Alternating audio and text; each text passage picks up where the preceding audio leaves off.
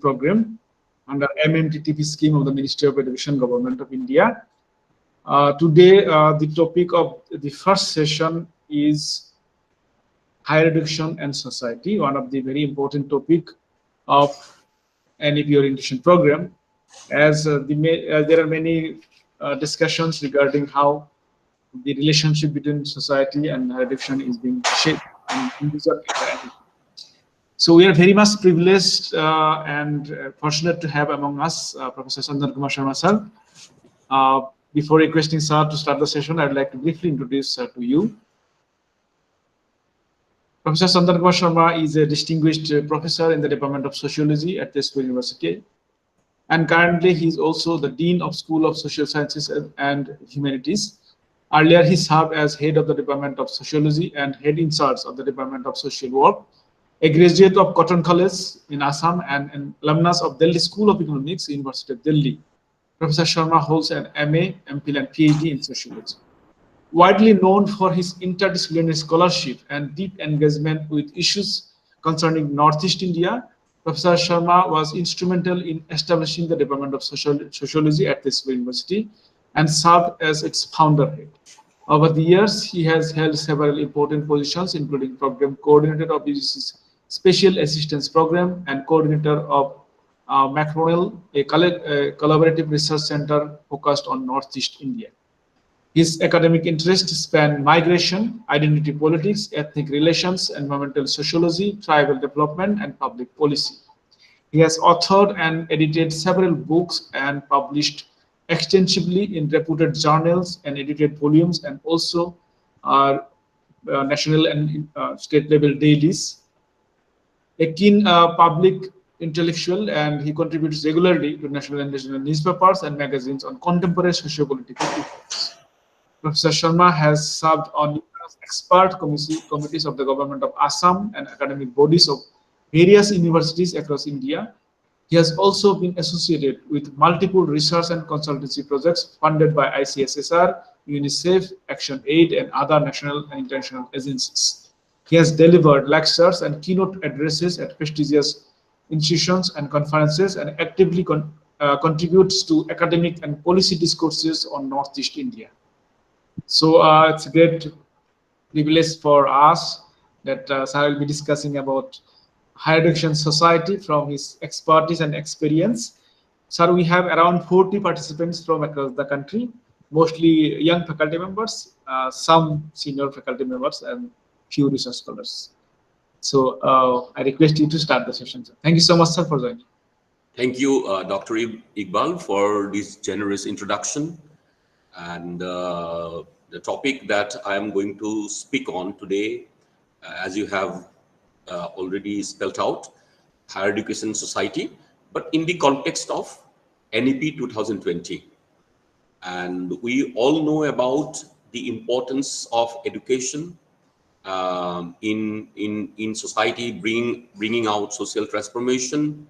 Education as an agent of social transformation, it's quite widely known. And although there are divergent views on this subject, as some of you may be knowing very well, that some scholars would say that education cannot bring about any social role because education is nothing but a production of the social structures. So, however, according to me and many other scholars, education always has its relative autonomy. Although it is a production of a particular social structure of a time, but it also has its relative autonomy, which means that it can operate as a relatively autonomous agent, even if it is situated in a part and produced by a particular social structure.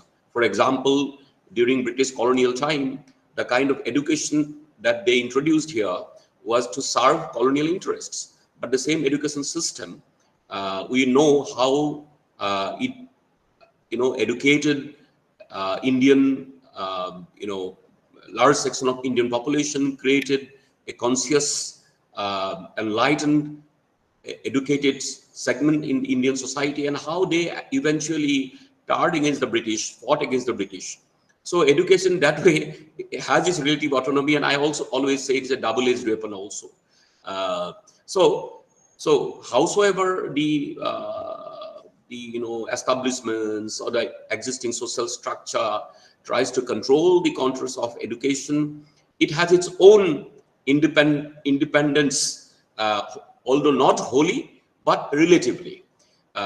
So with that introduction, now I would like to speak on my subject, which is, of course, higher education. Therefore, I am not going to dwell on primary education or secondary education. I am straight coming to higher education and what relationship does it have with the society, and what NEP intends to do with this relationship with higher education, how it wants. I mean, we always have these kind of social goals in a country which is a newly independent country, India, characterized by widespread poverty, illiteracy, malnutrition, and all that stuff. So education definitely had a very important role in post-independence India. But despite that, a lot has to be achieved, and our education system also had a lot of perhaps fault lines, which perhaps did not allow us to achieve what this system in independent India, a decolonized quote unquote education system, was supposed to achieve. So in that context, there are different committees or commissions for reforms in education sector has also been constituted time and again periodically, and they also have come out with a lot of recommendations and suggestions. But eventually today we have the NEP 2020, and it also wants to turn into a knowledge economy. That is its ambition, and making education more interdisciplinary, more socially oriented, and issues like that. So with flagging these issues and that context, I would now like to read out my presentation before you. So higher education, society, and NEP 2020. Higher education and society share a profound symbiotic relationship, each shaping and being shaped by the other in a dynamic interplay that personal empowerment, drives personal empowerment and collective progress. As Swami Vivekananda once said, I quote, education is not the amount of information that we put into our brain and runs riot there, undigested, till the end of our life. We must have life building, man making, character making assimilation of ideas, unquote. Similarly, Albert Einstein emphasized the responsibility to future generations. I quote him, bear in mind that the wonderful things you learn in your schools are work of many generations. Put into your hands as your inheritance in order that you may achieve it, honor it, and add to it, and one day faithfully hand it on to your children, unquote. These philosophical insights resonate with the transformative vision of India's national education policy 2020 and global research agendas such as those outlined in Higher Education Looking Forward, HELF project, which was a project undertaken by European Science Foundation in around 15 years back, which advocated for a comparative interdisciplinary approach to study higher education's societal role. HELF project underscores higher education's role in fostering economic development, social mobility, cultural preservation, and civic engagement. This talk seeks to integrate insights from these global perspectives on higher education and social change with NEP 2020's framework, exploring how higher education can address societal challenges while navigating tensions and implementing reforms to create a just, equitable, and knowledge-driven global society. Higher education institutions are pivotal to societal progress, serving as engines of innovation, critical thinking, and cultural development.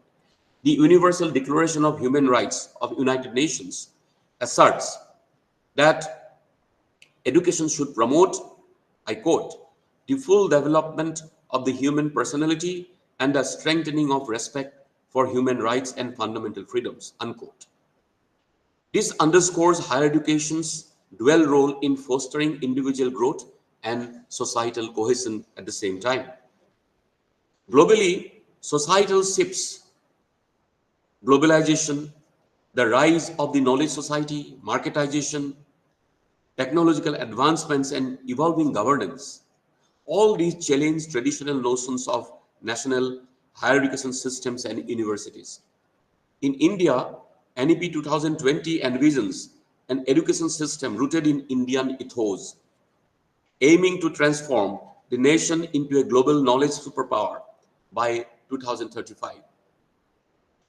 With a gross enrollment ratio target of 50%, up from 26.3% in 2018. This vision aligns with global calls for higher education to be more socially and economically relevant, as outlined in, as I said, HELF projects of European Science Foundation, which emphasized four interconnected elements.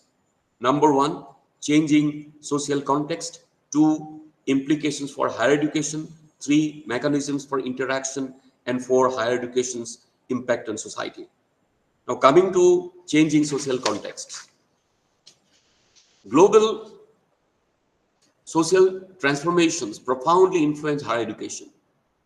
The HELF projects highlights globalization, manifestation, and the knowledge society as key drivers reshaping higher education institutions through increased international interconnectedness, market-driven policies, and debates over intellectual property and public versus private goods.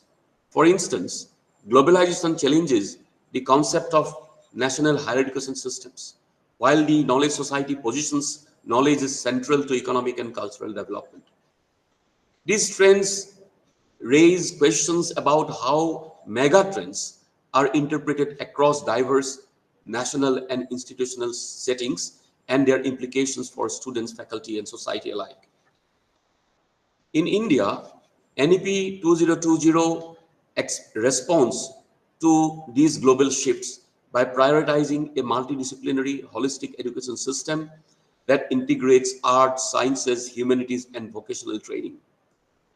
This approach eliminates rigid interdisciplinary silos, fostering versatile graduates capable of addressing complex societal challenges.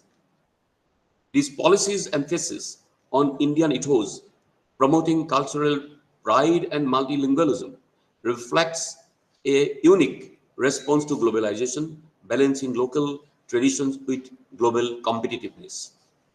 For example, NEP encourages bilingual education in local languages to enhance access, aligning with global calls for inclusivity while preserving India's cultural diversity. Coming to the second point, that is the implication for higher education. The changing social landscape imposes new expectations on higher education institutions to be economically useful, efficient, diverse, and strategically responsive.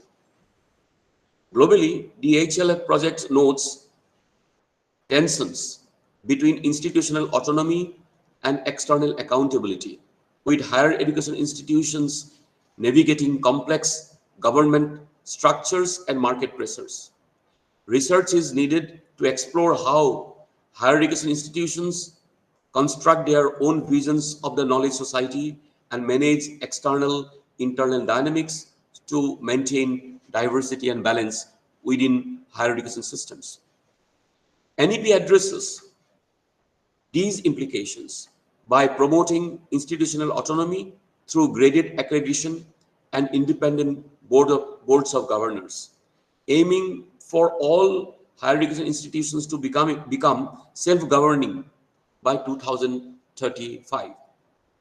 This autonomy fosters innovation and responsiveness to societal needs, supported by a light but tight regulatory framework under the Higher Education Commission of India, which of course is uh, uh, expected to be instituted sooner than later. The policy's vision for multidisciplinary universities and colleges, such as multidisciplinary education and research universities, MERUs, ensures higher education institutions are equipped to meet diverse societal demands, from workforce preparation to cultural preservation.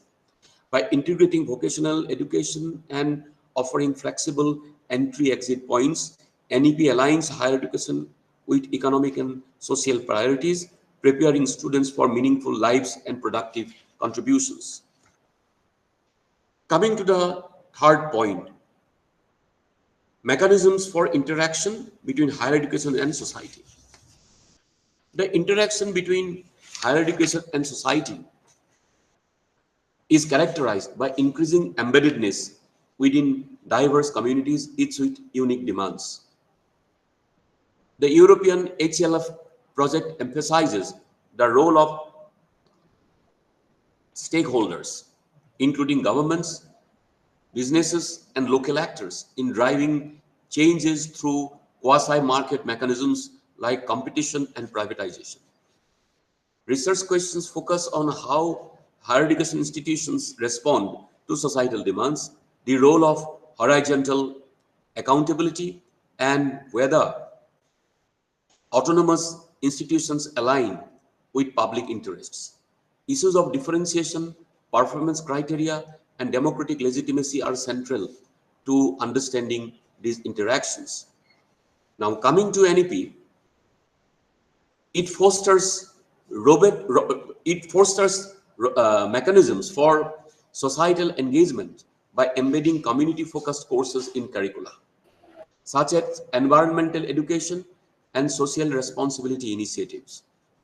Higher education institutions are encouraged to establish agricultural technology parks and collaborate with industries and non-governmental organizations, ensuring that education serves local and national needs.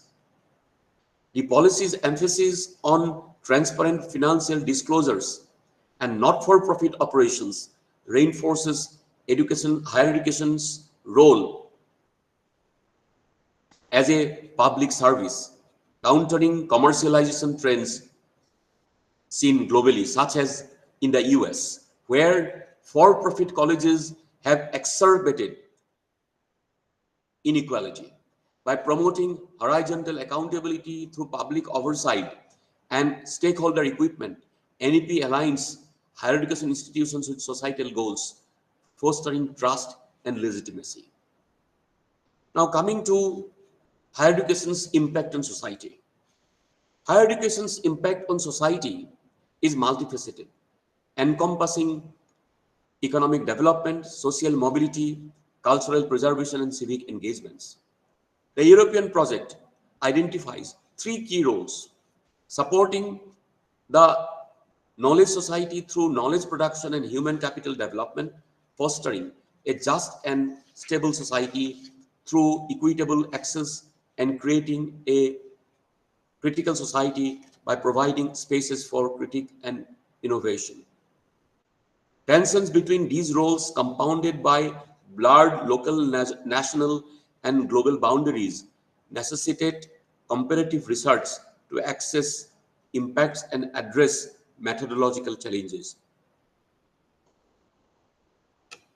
Coming to economic development and workforce preparation. Globally, higher education institutions drive economic growth through research and workforce development. In the US, university innovations in AI and renewable energy fuel industry advancements, while in India, NEP integrates vocational education to achieve 50% learner exposure by 2025, aligning curricula with industry needs. The establishment of National Research Foundation fosters a research culture funding interdisciplinary projects to address societal challenges from healthcare to sustainability. This ensures that higher education institutions contribute to economic prosperity and global competitiveness. Now, the role of higher education in social mobility. Higher education is a critical pathway for social mobility, yet global disparities persist. In the US, rising tuition costs and systemic biases result in only 9% of the bottom income quartile graduating by age 24, compared to 77% of the top quartile, perpetuating existing inequality in the society. In contrast, NEP prioritizes equity, targeting socially and economically disadvantaged groups, SEDGs, through scholarships, outreach programs, and accessible infrastructure, for example, wheelchair-friendly facilities.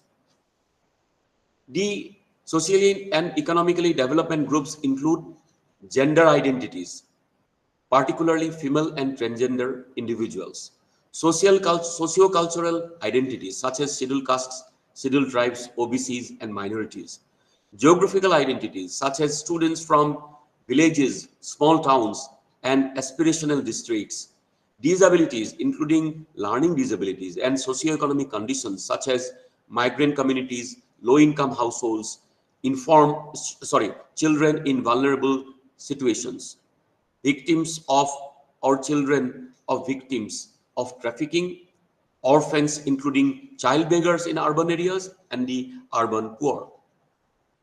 By supporting these socioeconomically disadvantaged groups and increasing ZER, India aims to bridge urban-rural divides, echoing 19th century US educationist Horace Mann's view of education as the great equalizer of conditions of man.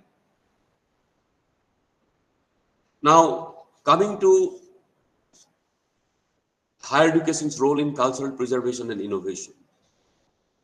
Higher education institutions serve as custodians of culture and drivers of innovation.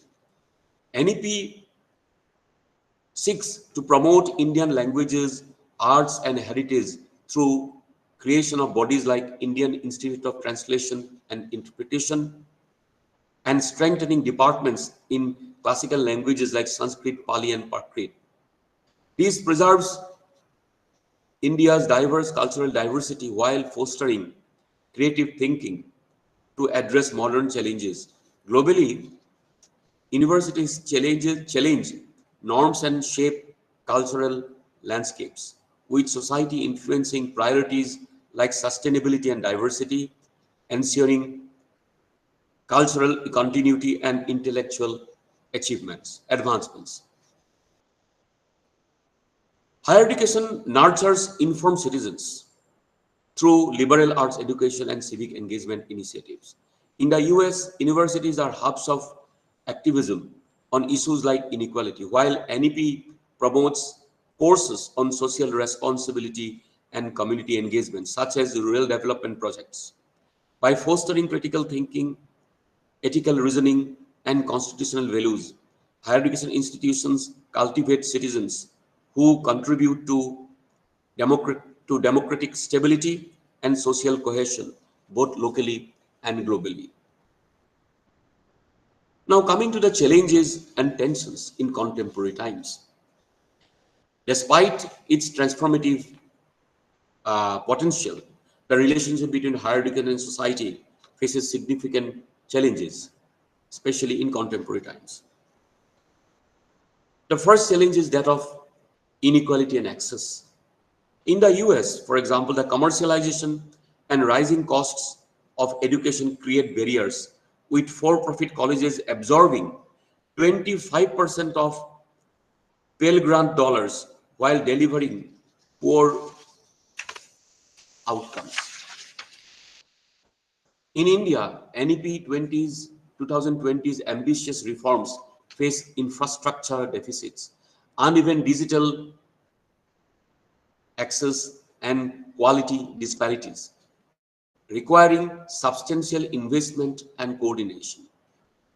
While the Indian government has made significant initiatives through schemes like PM Vidyalakshmi, PM Usha, and HEFA, Higher Education Funding Agency, and increased budget allocations in 24-25, higher education remains underfunded till now relative to its scale and NEP 2020's ambitious goals. Total government spending on education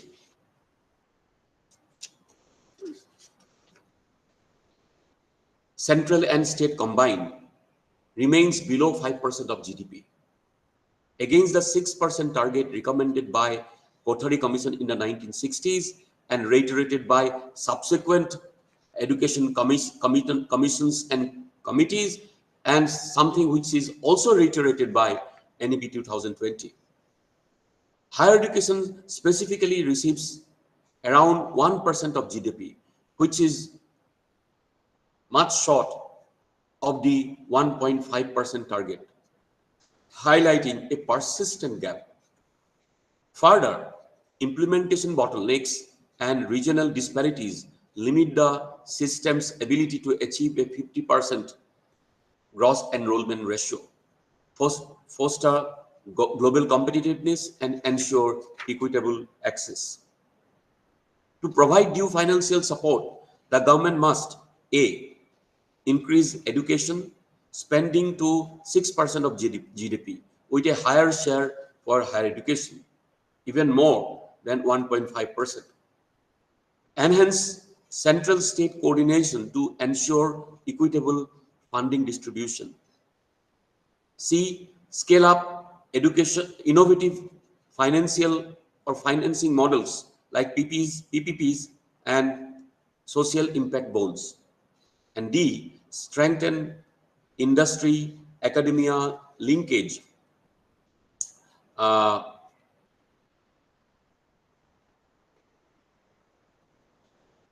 to align education with employability. Without these measures, financial support will fall short of transforming India into an equitable, knowledge-driven society as envisioned by NEP in NEP 2020. The other challenges also include the cultural shift. In the USA, for example, it exhibits a customer orientation with declining study time and grade inflation and undermining intellectual rigor. Such a trend has gained strong ground in India too, which you will all vouch for. NEP 2020 seeks to counter this with a learner-centered holistic approach, but must balance societal expectations for economic returns with long-term intellectual growth. Another challenge is that of implementation barriers. Achieving NEP's gross enrollment ratio target and multidisciplinary vision requires faculty training, funding, and government's reforms. Globally, aligning higher education institutions with equitable societal outcomes remains a universal challenge, which necessitates new and innovative adaptive strategies. So coming to the conclusion, I would like to conclude by saying that the relationship between higher education and society is one of mutual influence and shared responsibility, as also envisioned by NEP and global research agendas, including that of the European Science Foundation. And similar agendas have been also articulated by UNESCO. All of us as educators, policymakers, and citizens have a role to ensure that NEP's vision becomes a reality. By fostering economic development, social mobility, cultural preservation, and civic engagement, higher education can transcend its limitations to become a transformative force for a equitable, and prosperous global society. NEP 2020's emphasis on holistic, inclusive, and multidisciplinary education, rooted in Indian ethos, positions India to lead as a knowledge superpower while addressing local and global challenges. As Vivekananda and Einstein remind us, education's true purpose is to build character, honor inherited knowledge, and empower individuals to shape a better future. Through collaborations, technology, and commitment to equity and critical inquiry, higher education can fulfill its promise as a catalyst for social change, ensuring a progressive and equitable society for generations to come. I conclude with a quote from Martin Luther King Jr.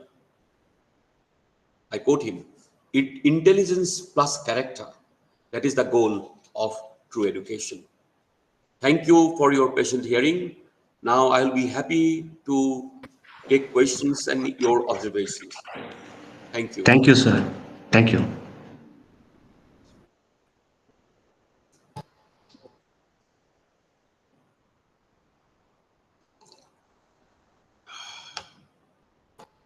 Thank you, sir. Thank you for your wonderful deliberations. I've come Thank you. lots of important points in this deliberation.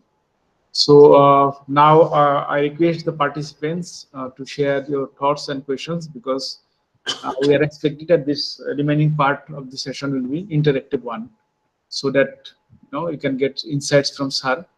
So I request all the participants. We have sufficient time.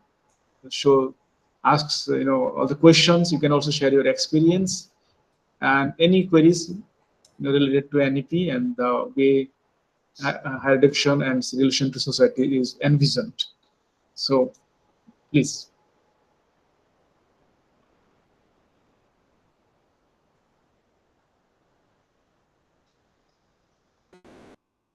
We are all in higher education system and have experienced the contemporary challenges in different ways, one or other. So we can also listen to these experiences, because different scholars, different participants may have different kind of experience in their own specific domain or in that specific geography. We may also we may discuss such points if somebody comes out with share their own experience. Yes, sir. Yes. Yeah. So Adarsh Srivastava, do you have a question? Adarsh Srivastava, Dr. Adarsh Srivastava.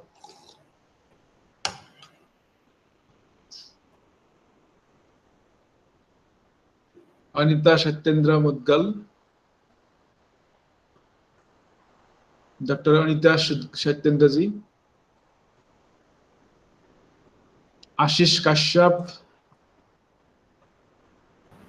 Yes, sir. No, sir. I don't have any question.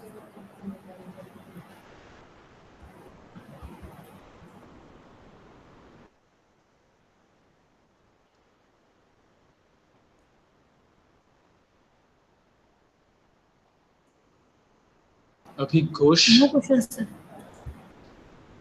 Abhik Ghosh. No, sir. You can share also your experience to get insights from sir. Yes. So, sir, No, I have any initiative that you have taken in your own institute. audible? Yes. yes. Yes. Sir, in higher education systems, now I wanted to ask if this a policy of NEP, it can be streamlined across, across the branches of humanities and social sciences, also the science background, and as I am from architecture background, now how streamlined all these frameworks applicable across the disciplines? Yeah, see, this is very clearly spelled out in NEP that, the disciplinary boundaries, of course, this is going to happen across disciplines, number one. And the disciplinary boundaries that we have created artificially and almost fixed disciplinary boundaries. So often it to so happen that an engineering graduate would have no exposure to, say, liberal arts education, and vice versa. So the new NEP seeks to change all that. You are a student of, say, for example, as you have said, your subject is architecture. Yes. Architecture itself, I believe, is an interdisciplinary subject, Right. right? There is engineering, there is art, there is aesthetics, everything involved, right? Right. Design. So in the West, if you, many of you would definitely know, I know how, for example, a medical graduate in studying medicine, a student studying medicine in, say, for example, UK, he or she can study music, philosophy, social science, everything, right? Along with his own, core discipline of, medicine. So NEP also seeks to bring in that kind of a ecosystem here. And now, actually, now, what we call the honor,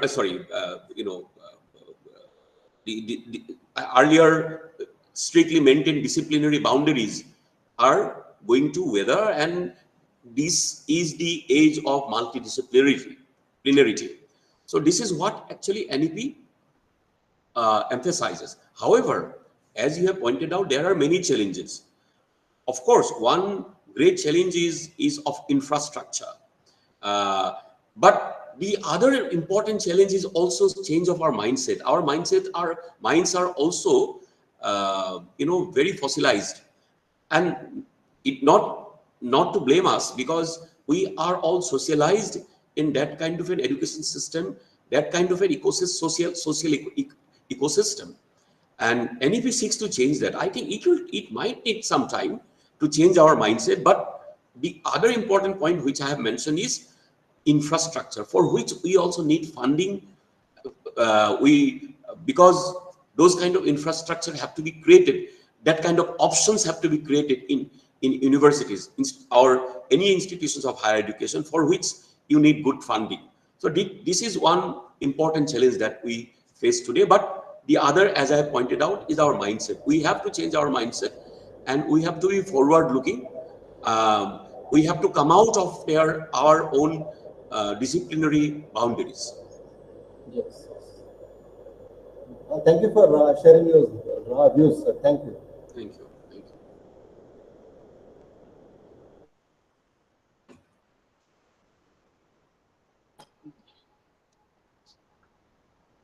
Okay, so anybody have any more questions? Please feel free to ask, sir. Participants? No, madam. Sir, Chandan sir, I have a question for you, sir. This is Dr. Nesara Right. from the NITE Institute of Communication, Bangalore.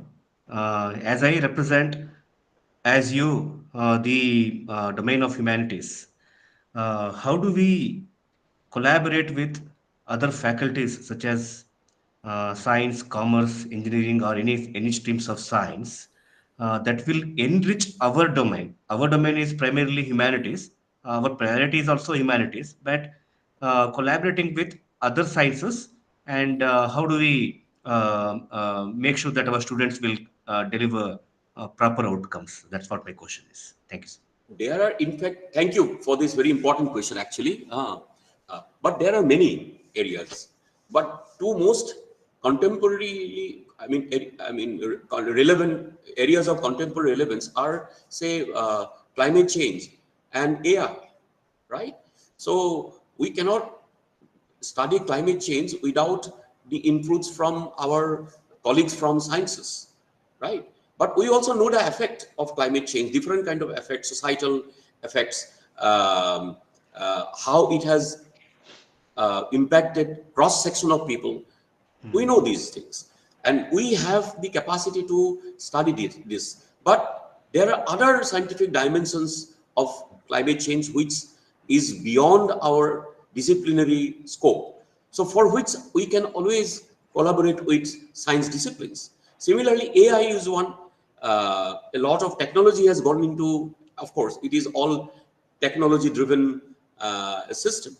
But technology is not our forte. Our forte is its impact. And it's the kind of application, for example, the impact that its application can bring about, say, loss of the threat of loss of jobs that is being predicted. What will be the implication of that? What is the impact of use of AI, for example, in the education system?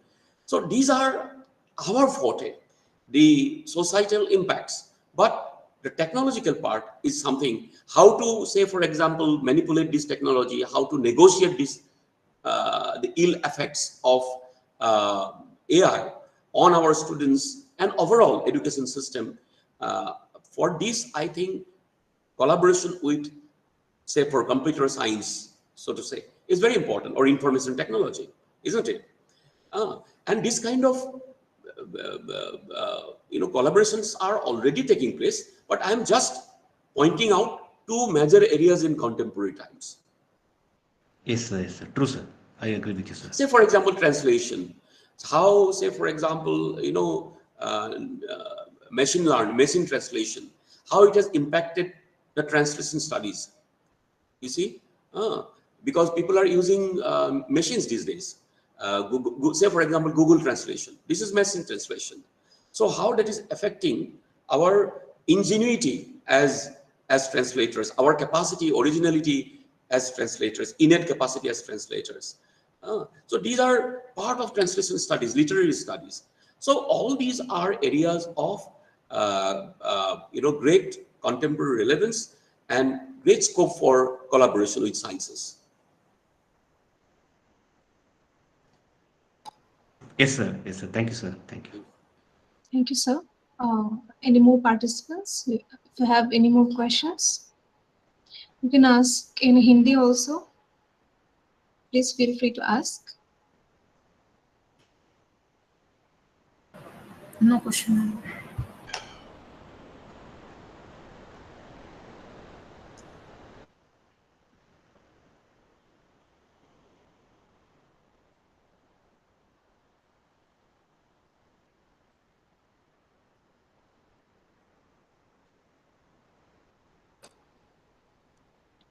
Okay, it seems there is no more questions or comments to share. I think I have resolved all doubts. Yes, yes. Either I have done that or Yes. have failed to totally. Your presentation was very clear, actually, clear and precise. So I think it's they don't have any doubts. So Thank you.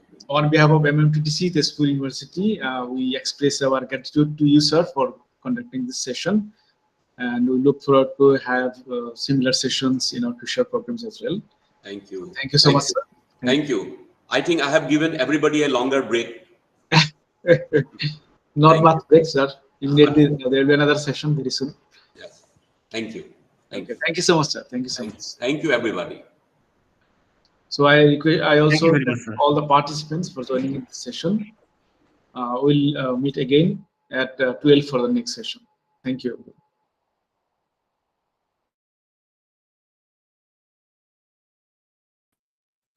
Thank you, sir.